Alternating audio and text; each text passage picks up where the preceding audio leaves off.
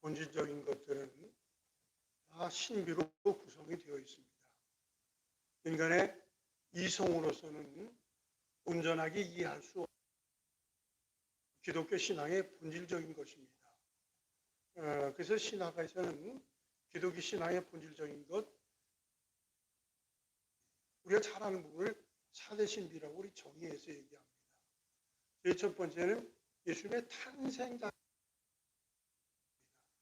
이것도 처녀의 몸을 통해서 예수님이 오셨다고 하는 것은 인간의 이성으로서는 받아들일 수가 없는 것입니다. 근원자는 이상으로 받아들일 수 없는 하나님이 인간이 되었는데 처녀의 몸을 통해서 오십니다. 오셔서 십자가를 지시고 인류의 죄를 사하는 일을 이루어 가시는데 이것 역시도 인간의 이성으로서는 이해가 불가능한 것입니다.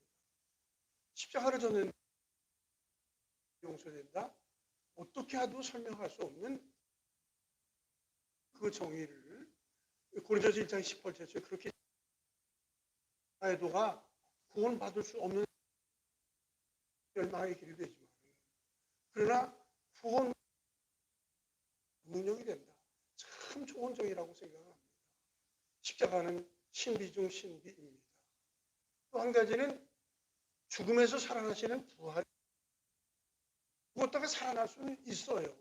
근데 그것은 역시 이것도 인간의 이성으로는 온전히 이해할 수 없는 신비 중 신비. 언젠가 우리 주님이 이 땅에 다시 오신다. 재림이라고 하는 것 역시도 신비 중 신비. 기독교 신앙 인간의 이성을 전부 다 초월하는 신비적 사건입니다. 또 이제 오늘은 종려주일이라고 불려집니다. 그리고 오늘부터 시작을 해서 고난주간이 이어지는 거예요. 사실은 이 종려주일 자체도 참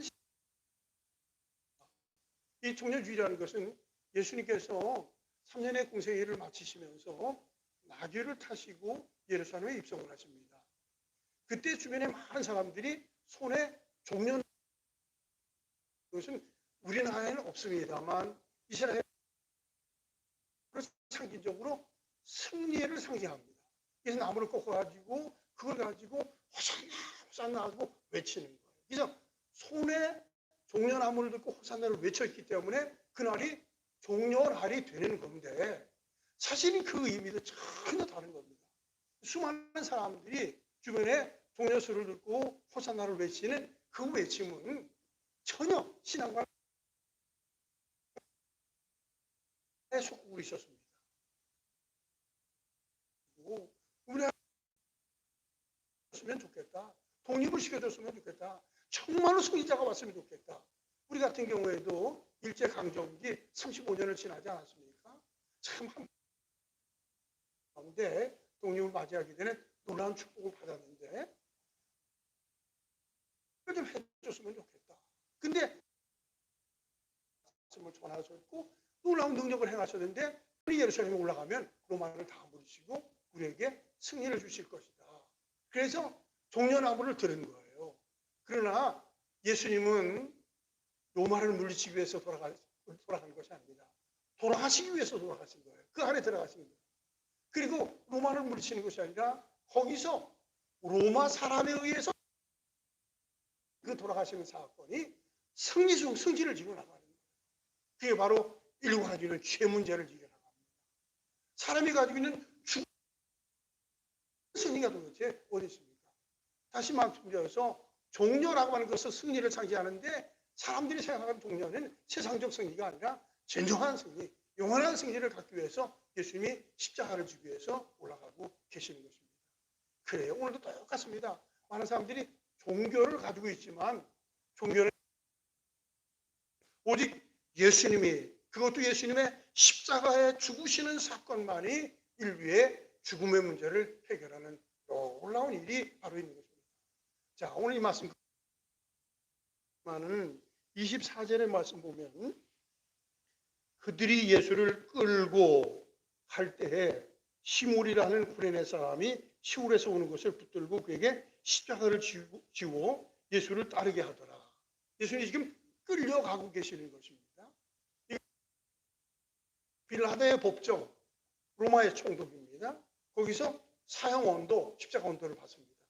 그런데 십자가 언도를 받으면은 이제 십자가 처형 장소가 해골이라고 표현하기도 하고 갈보리라고 표현하기도 하고 골고다라고 표현하는 그곳까지 갑니다. 가는데 거기에 십자가가 있는 가운데 거기서 달리는 것이 아니라 처형되어지기 전에 이미 재판 와서 확정되는 그곳에 십자가를 준비해 놓습니다. 그래서 그 십자가를 지고 거기까지 가는 거예요. 이게 끌려가는 지구서를 끌려가서 거기를 갑니다. 가면서 의식도를 행하는데 그래 저 사람이 죽을 사람이야. 그리고 주변 사람들이 막 조롱을 합니다. 그 전까지만 해도 종려나를 붙들고 호산나를 외쳤던 그 사람들이에요. 그 사람들이 바뀌어지는 거예요. 저 사람 죽일 사람이라고 막 난리를 핍니다.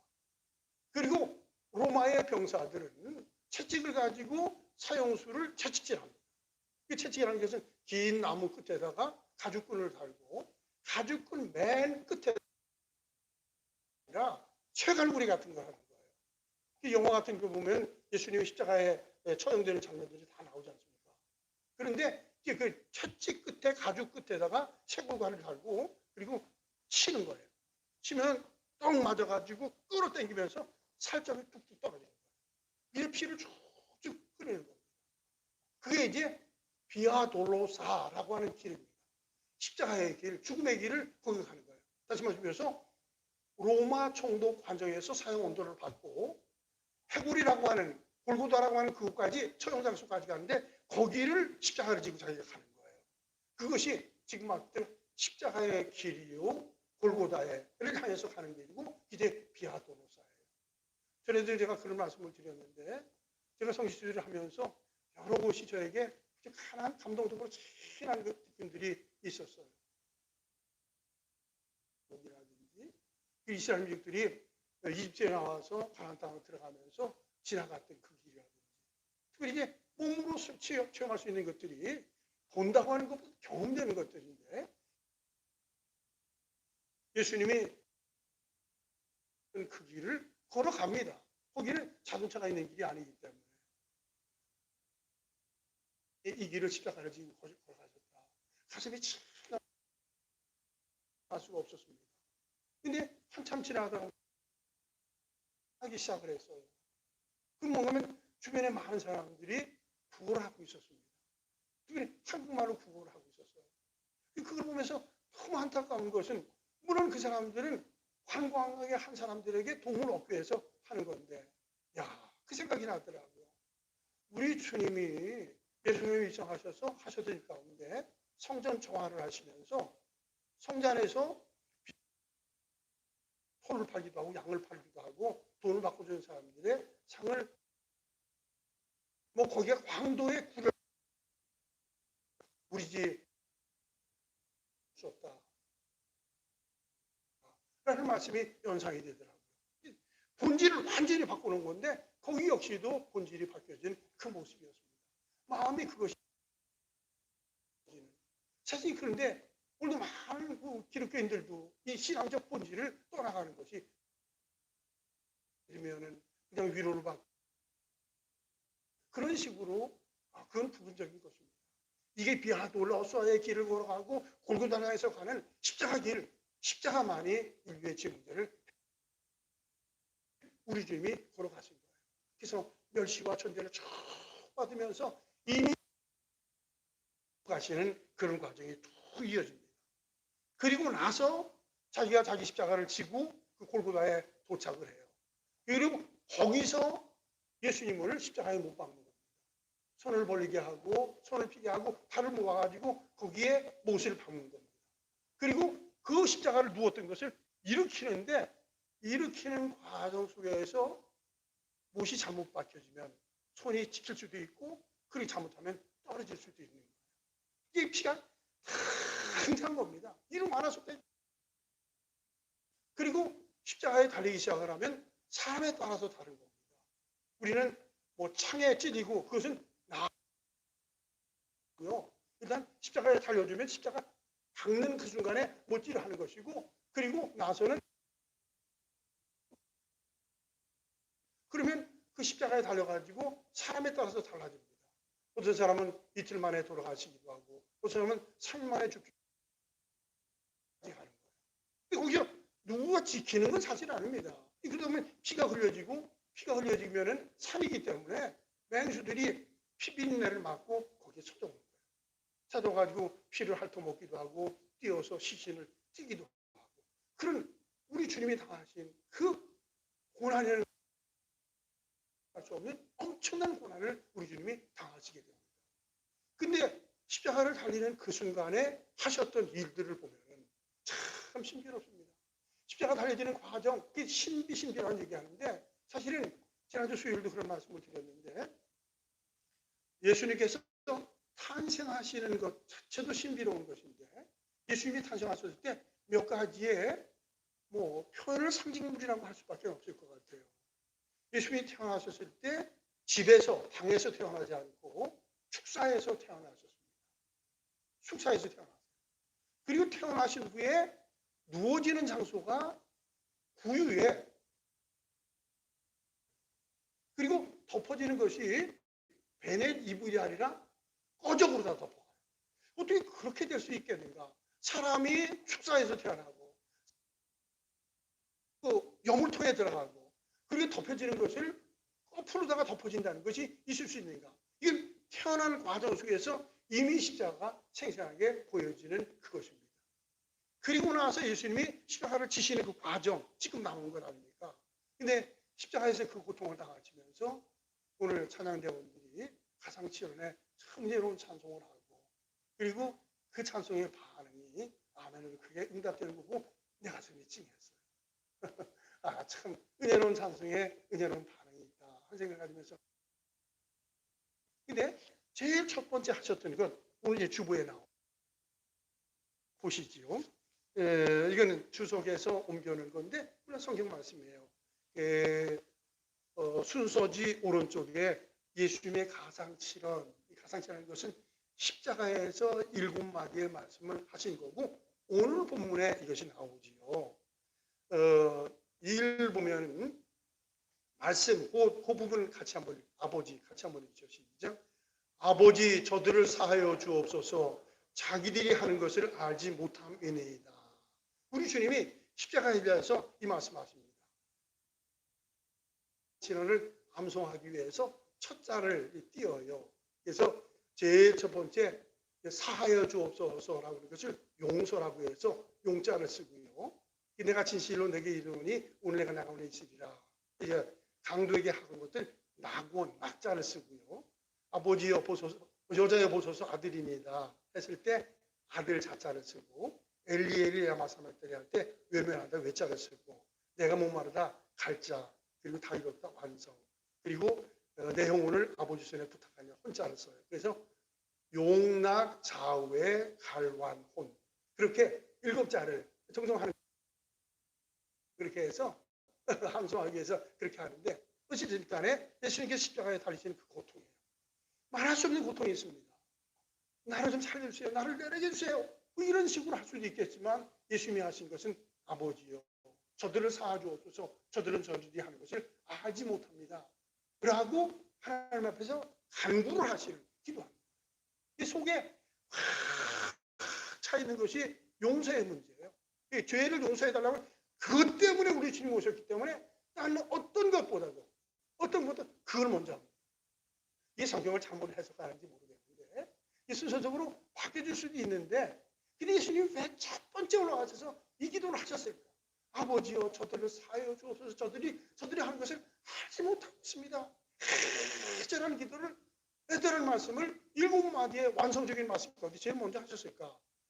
글쎄 잘못 해석하는지 모르겠어요. 다른 거 하다가 정작 이걸 놓치면 안 되기 때문에 그걸 하신 건 아니겠습니다.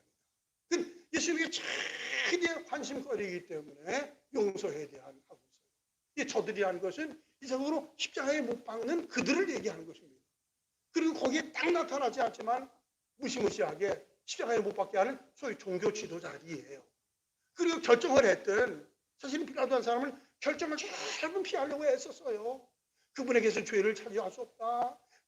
그런 문제다. 계속해서 연이어져야 하지만은 사람들이 십자가에 못 박았어요 해서 그 소리가 이기면서 어쨌든 간에 결정은 빌라도가 했습니다. 그럼에도 불구하고 저도 용서해 주십시오. 저도 용서해 주십시오. 바로 또 저도 용서해 주십시오. 그런데 그것은 사실 그들뿐만 아닙니다. 오늘 저들을 용서해 주옵소서. 저들을 용서하옵소서. 그겁니다. 그 용서의 기도를 통해서 우리의 사죄의 은혜가 일어나고, 아니 기도적인 사건보다 예수님이 십자가에 돌아가시는 그 숨을 거두시는 그 사건 다 이루었다 말씀하시는 그 사건을 통해서 믿음으로 받아들이는 사람에게 사죄의 은혜가 이루어지는, 이게 신비적 사건이 이루어지는 그것입니다. 자, 그러면서 이거 보십시오. 이제 다시 성경으로 가지요. 성경에 보면은 34절, 이 예수께서 이르시되 아버지 저들을 사하여 주옵소서, 자기들이 하는 것을 알지 못함이니이다. 이게 무슨 얘기를 하고 있는지, 얼마나 끔찍한 일을 하고 있는지 알지 못하면서 저희를 범하고 있습니다. 용서해 주십시오 라고 기도를 합니다. 그러면서 35절 보면은요, 백성은 서서 구경하는데 관리들이 비웃어 이르되 저가 남은 구원하였으니 만일 하나님의 택하신 자 그리 구원할지어다. 이게 안다고 하는 사람들이 얘기하는 거예요.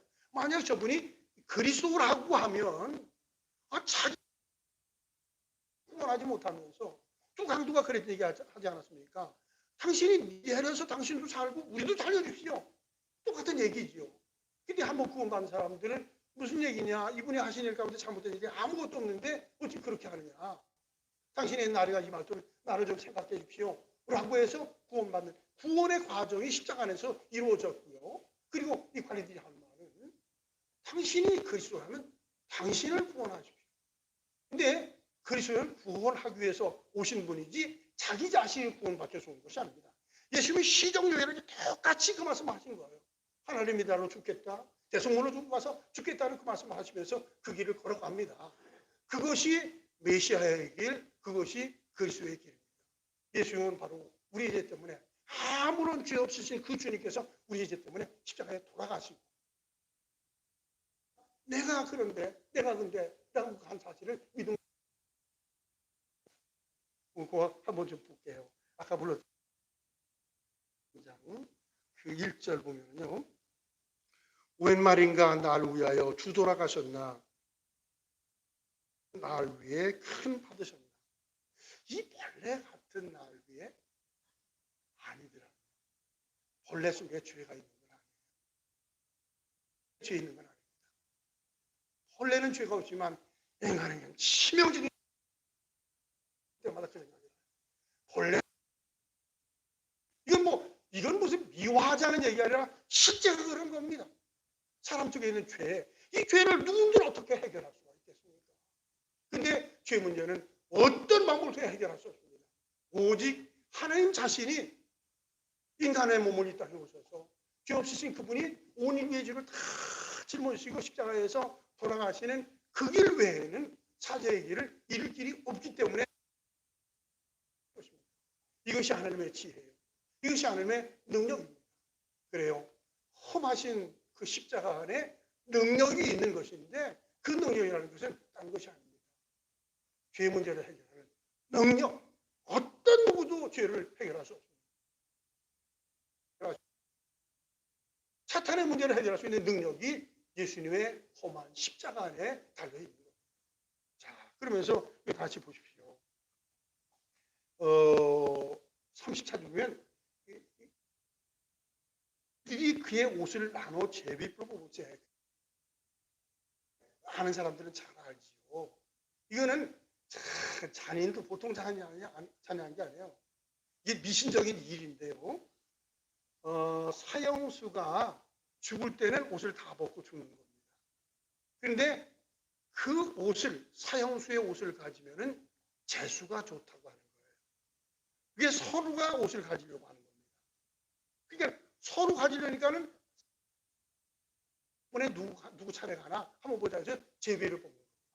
항상 사람이 옷을 벗고 죽어가는 그곳에 자기들의 재수를 위해서 옷을 서로 가지려고 하는 그 잔인한 것, 이것이 죄악적인 행위입니다. 이것들이 제약적인 행위를 이루어가는 거예요. 이렇게 처참한 일들이 이루어지는데 우리 주님은 하시는 것은 저들도 용서해 똑같이 이 아래 포함이 되는 것입니다. 그리고 우리 주님이 숨을 거두시죠. 숨을 거두시는 그 순간에 신비로운 일들이 일어납니다. 성소의 휘장의 위부터 아래까지 쭉 찢어진 역사. 태양의 빛을 잃어버리는 그런 놀라운 일들이 일어나서 우리에게 진정한 새빛을 주어지는 그런 놀라운 일이 일어납니다.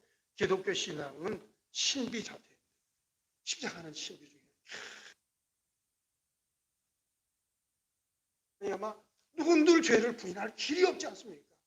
이것 때문에 불행이고 이것 때문에 죽음의 길을 걸어가지만은 내 죄 문제를 내가 해결할 수 없지만 예수님이 내 죄 때문에 십자가에서 피 흘려 돌아가시는 사건, 그 사건을 내가 믿음으로 받아들일 때 사죄의 은혜가 이루어지고 죄의 용서가 이루어지면 그 사람이 하나님의 자녀로 이 땅에 행복한 삶을 살아갈 수 있습니다. 그래서 우리가 갖는 신앙이 십자가 중심적 믿음, 신앙 잘 지키는 우리 모두가 되어지기를 축원합니다.